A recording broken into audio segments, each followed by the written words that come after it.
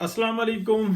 दो मौज़ूआत पर बात कर रही हैं। एक मौलाना फजलुर रहमान के बारे में जो एक डिस्कशन है उसके ऊपर मैं बात करूँगा कि मौलाना फजलुर रहमान तारीख़ के उस दौर से गुज़र रहे हैं कि जहाँ उनका एक गलत कदम जो इंसान उनकी पूरी ज़िंदगी की सियासत जो है उसको दरहम बरहम कर देगा, या फिर उनके लिए एक ऐसा रास्ता निकालेगा कि वो तारीख़ में भी सुरखरू होंगे और उनका सियासत में मुस्तकबिल भी अहम से अहम तरीन होता चला जाएगा।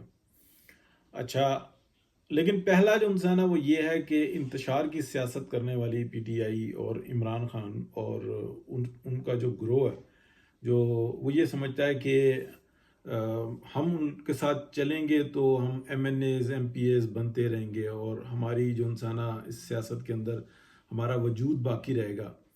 हकीकत यह है कि उनको कोई रास्ता नहीं मिल रहा इस वक्त तक।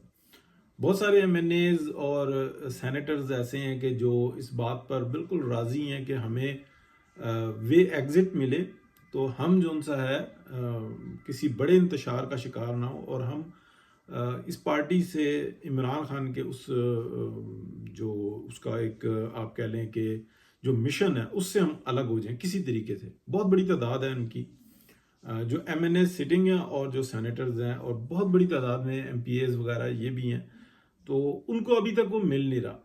एक मैं आपको बताऊं कि पंजाब और केपी का जो फ्यूचर है ना उसके अंदर पीएमएल-एन बहुत भरपूर तरीके से आगे बढ़ी हुई है, जबकि सिंध में मेहनत नहीं हो रही और बलूचिस्तान में तो काफ़ी ज़्यादा जो इंसान आप समझ लें कि इस तरह का है कि विद इन 1 ईयर जो इंसान पीएमएल-एन को बड़ा कदम उठाना पड़ेगा, यानी कि पंजाब से बाहर निकलना पड़ेगा, जिम्मेदारियां सौंपनी होंगी और ये शरीफ फैमिली जो उनसी है ना ये तिलिस्म उससे भी बाहर आएगा।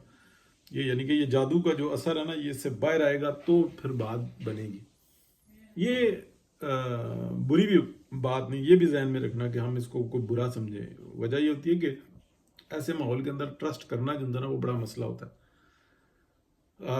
अब मैं ये आपको बताऊं कि जो इमरान खान को मैसेजेस भेजने वाले लोग हैं वो इमरान खान के हाथ से ही ये सारे काम करवाते थे, यानी कि उसको वो मैसेज भेजते थे कि ये करो ऐसे करो ऐसे करो, तो वो करता रहता था।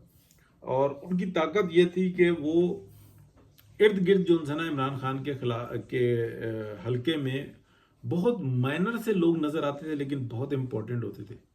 यानी कि एक इंग्लिश फिल्म है उसके अंदर दिखाया कि एक इराकी या ईरानी जासूस होती है, वो अमेरिका में होती है, बंदा होता है वो वहाँ पे होता है, उसने आगे जो है ना अपने एम्प्लॉय रखे हुए होती है, यानी कि वो उसके लिए काम करती थी और एक बड़ी कंपनी को वो रन कर रही थी, तो वो उसका मुलाजिम होता है। हालांकि वो जो मालिक होती है ज़ाहिरन वो उसकी मुलाजमा होती है, तो वो जाता है उससे कि मैं एक रिक्वेस्ट कर रहा हूँ, मैं आपसे बात करना चाहता हूँ अकेले में, और ये ऑफिस में मीटिंग को हेड कर रही होती है, तो ये कहती है अच्छा खड़े हो, जो ये खड़ा हो जाता है तो बाकियों से कहती है कि हाँ कोई काम की ज़रूरी बात ये वो, और उसके बाद उनको भेज देती है। ये दरवाज़ा बंद करता है और आके उसके मुंह पे थप्पड़ मारता है, कहता है ये क्या कर दिया, यूं क्यों कर दिया, ये क्या कर दिया फलाने को। वो कहती है नहीं नहीं नहीं मेरे से गलती हो गई, यूं था, मेरे ऊपर प्रेशर था। तो असल में वो उस मुलाजिम के लिए वो काम कर रही होती है और कंपनी की मालिक होती है। तो बाद में जो स्टोरी होती है वो उसको चलें मतलब आगे छोड़ दें। सेम इसी तरह से इमरान खान के जो इर्द गिर्द बंदे काम कर रहे होते हैं ना वो इतने अहम होते हैं कि ये उसको मैसेज देते हैं, वो उन पर अमल करता है, उसको पता होता है मेरा राब्ता कहाँ से है, और ये उन कोड्स को समझता है, तो ये उसके ऊपर ही बात करते हैं। एक आम ज़ाहिरन आदमी जो इंसान है वो नहीं समझ पाता, और कुछ लोग जो इंसान है जो इसके इर्द गिर्द बड़े काम कर रहे हैं उनको भी इन कोड्स का पता। और ऐसा नहीं है कि बाहर किसी को नहीं पता, बाहर से भी बहुत सारे लोगों को पता होता है कि ये किस तरीके से रब्ता करते हैं। तो मैंने हमेशा या बहुत दफ़ा ये बात की है कि इसको मैसेजेस आते हैं, ये फिर अमल दरामद जो भी करे इसको पार्टी की कोई परवाह नहीं है। वो ये कहते हैं तू जो मर्जी कबल्लियां मार छबल्लियां मार, तू जो मर्जी कर, नैरेटिव बनाना इसको लोगों के दिमागों को माउफ करके और रिजल्ट निकालना ये हमारा काम है।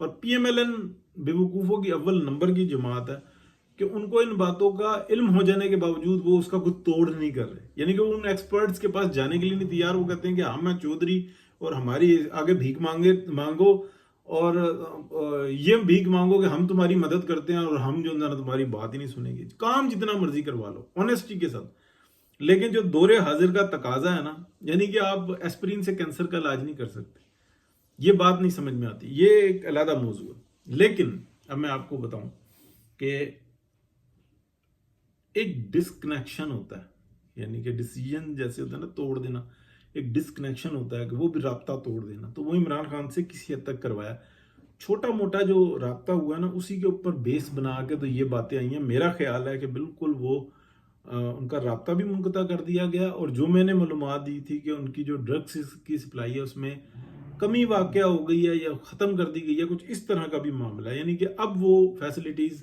ले नहीं सकेंगे, और ये अब कंटिन्यूज आप कह लें कि 19 के बाद जो है ना अपना मुलाकात की इजाज़त मिल जाएगी, लेकिन वो हफ्ते में 1 दिन, हफ्ते में 2 दिन, वो उस तरीके से नहीं होगा कि ये प्रेस कॉन्फ्रेंस से कर रहे हो, जो मेरे मालूमात में आती हैं। और यही जो है ना इस मुल्क के हक में बेहतर है, और ये सबके हक में बेहतर है। अदरवाइज जो जो पीछे से जो मास्टर माइंड है ना जो उनको इसको भेजते हैं, उनके पास भी इस वक्त में कोई दूसरा फिगर नहीं है। ये भी बात जहन में रखें। जैसे कि जनरल बाजवा जब जा रहे थे और जनरल फैज हमीद आ रहे थे, तो मियां साहब के पास जो उनका थिंक टैंक था ना, उन्होंने ये कहा था कि जाने वाले को जाने दो, आने वाले को आने ना दो, बल्कि जो जो जिसका हक बनता है उसको आने दो, उसको लेकर आओ, उसी को दो।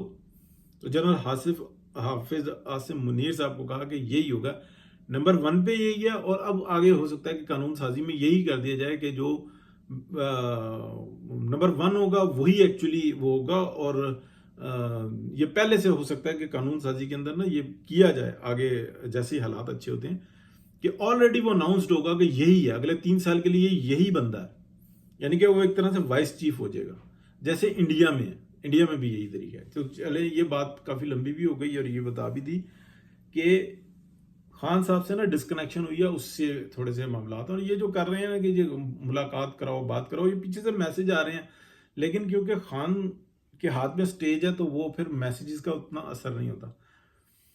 अब मैं आपको बताऊं कि मौलाना फजलुर रहमान के बारे में मैंने बार बार ये बात कही कि मौलाना और मियाँ साहब राब्ते में थे और उन्होंने पार्लियामेंट को इज्जत दी, जमहूरियत को इज्जत दी, ये सब कुछ किया।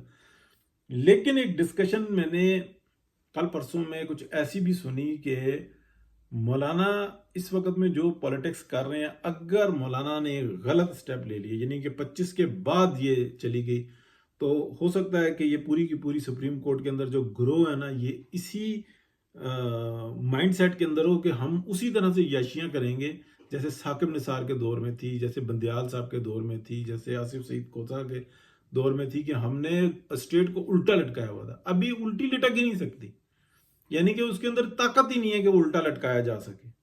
तो लेकिन उनको नहीं एहसास होगा, यही तिलिस्म होता है।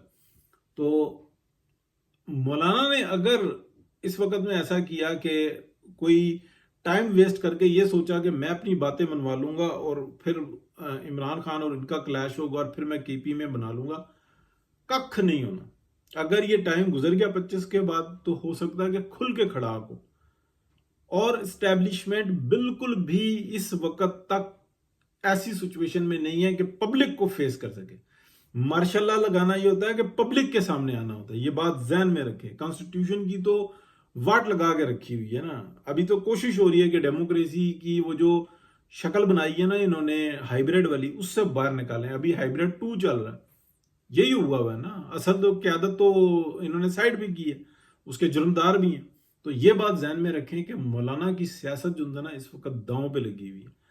एक तरफ वो पीटीआई से डसे जा रहे हैं और दूसरी तरफ उन्हीं के कहने पर चल रहे हैं, तो वो चले, फिर उनको लग पता जाएगा जो ज़ाहिरन। हालांकि मैंने ये बार बार बात की, अब ये मैंने क्योंकि कल परसों में कुछ ऐसी डिस्कशन सुनी ऐसे इंटेलेक्चुअल्स की कि नहीं जी, मौलाना तो वो दो तरफ खेल के तो वो कुछ ऐसा हासिल करना चाह रहे हैं जो कि है नहीं। और ये मैं आपको बताऊं कि बड़े बड़े लोग जो ना बड़ी बड़ी गलती करते हैं और तारीख भरी पड़ी है।